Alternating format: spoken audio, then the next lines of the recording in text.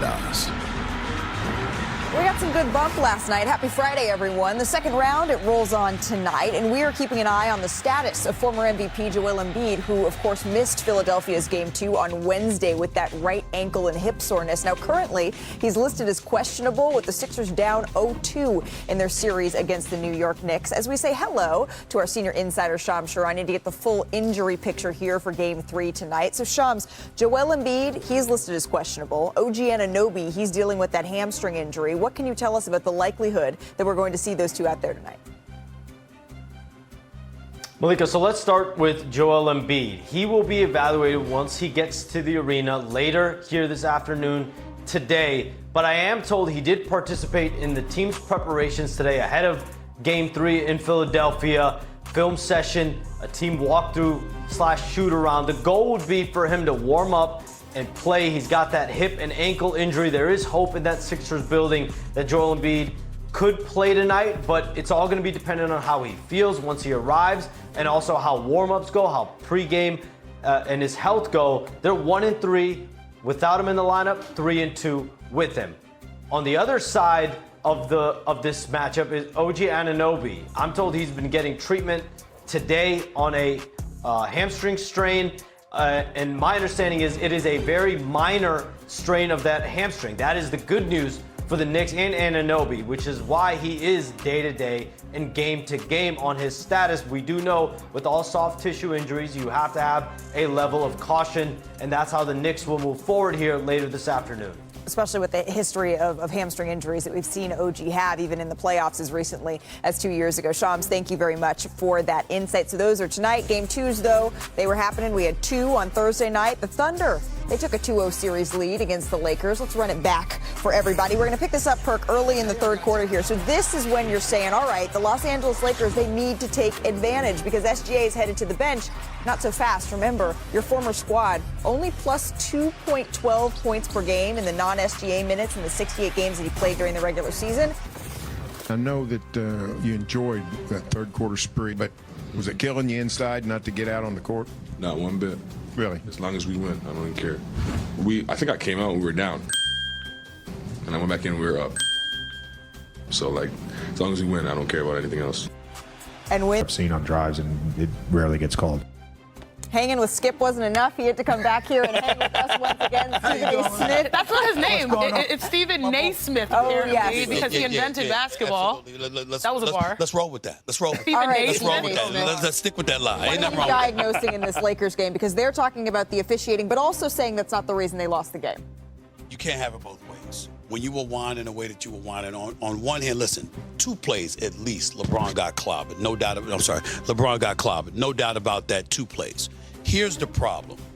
When you're seen at the end of the game huddled against the officiating like that, and the opponent who knows they are the superior team that just won and are up 2-0 are literally laughing at you and trying to sneak into the huddle and saying, wait a minute, is there some meeting going on? Shouldn't we be a part of this? Like laughing, joking around, mocking you.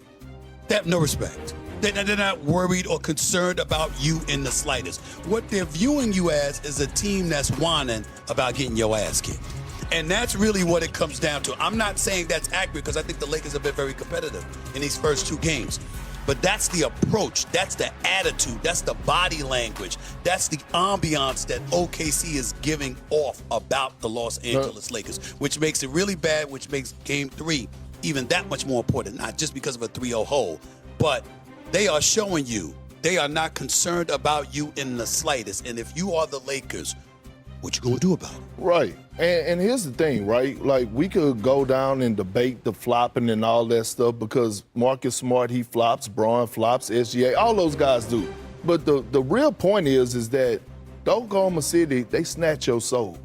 And they make you feel some type of way. And that's what we saw last night. And those self-inflicted wounds that the Lakers do, they don't help with those turnovers. Facts. I was preaching yesterday the hockey assist. You got to make the hockey assist. The first pass is not there. You have to put this team in rotation defensively in order to get good possessions offensively. And if you don't do that, guess what ends up happening? They get out in transition with SGA on the bench, and all of a sudden you see these shining moments from Jared McCain, A.J. Mitchell, and Jalen Williams off the bench while SGA is sitting on the bench clapping and rooting for his teammates, and they blowing you out by double digits. Stephen A., I want to get your take on this because they're very similar to the Golden State Warriors in two regards. You have to play every minute of the game in order to not even beat them, but to have a chance to beat them. And then secondly, we saw the Lakers. They had a really good second quarter. The third quarter is where they kill you. It's like, okay, SGA is not having a great game. He's in foul trouble, and great is relative because anything sub 20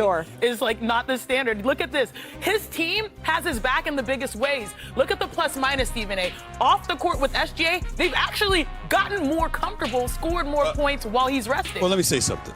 Number one, it's very, very rare that you hear a black man over 300 pounds talking about a hockey assist. This is special. This is special.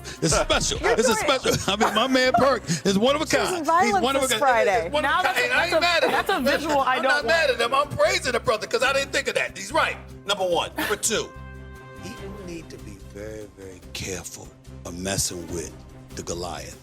See, Shai, 4 straight years, this brother has averaged over 30. And people keep talking about him like he's some dude that, I had somebody text me during my radio show. He'd only average 18 if it wasn't for the free throws. Keep talking.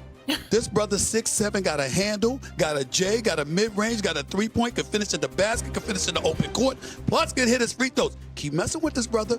This is not the dude to play with. Shai is special. I use Shea Butter. I always tell everybody, I got it from you. I didn't make that up. I got it from Malika Andrews. She gave me that Shea Butter, and I love it. That's all I'm going to say about this. He going to bust their ass now. They keep messing with him. He going to bust them up. Stephen A., it was a 5-point game early in the third quarter before the Oklahoma City Thunder blew this wide open. So did the Lakers show Mark anything here that makes you say they can come back to Los Angeles and put up a fight here? Austin Reeves is like their Obi-Wan Kenobi. He's their only hope. I'm dating. Me and you understand that. I follow Star Wars. She is the Star Wars. My bad. I mean, he played and turned the ball over, and that's a big problem for them. They had 26, gave up 26 points off turnovers, 19 turnovers a game. Reeves had 6 of them, so you can cry to the refs, but they ain't making you turn the ball over. That is true. And at the end of the day, that's what this is going to come down to. See, Golden State, to get to your point, Golden State demoralized you because of their shot-making ability. Even though they could defend, you had a confidence you could score on them. It's just that 2 points don't equal 3. And Steph Curry and Klay Thompson, for all of those years shooting them threes, could demoralize you. In Oklahoma City's case, collectively, they're like a pack of piranhas. They come at you, and they defend, and they are in you all game long. And you see Austin Reeves acting like that. Granted, 31 points. He could ball. We all know that Austin Reeves could ball. But still in all, you complaining like that because it's frustrating what they're doing to him. Just like Big Perk say, they get up in you. They take your soul, and that's what we're seeing right now. Well, we get Game 3 on Saturday. Still to come on NBA Today. Cleveland, they got rocked again. But will a dose of home court fix their issues? I called the cops in Ohio. They're looking for James Harden. With the draft lottery this weekend, where is Darren Peterson's stock? Ramona Shelburne, she's going to join us with new details on those mysterious cramps, remember, that impacted his college career. Plus, my exclusive conversation with Caitlin Clark. We're going to talk about the Fever's expectation for the season, her relationship with LeBron, or with the W season tipping off today. All that's coming up on NBA Today. Nice Stephen A., what are we going to do without your leaving? I'm going to get a manicure.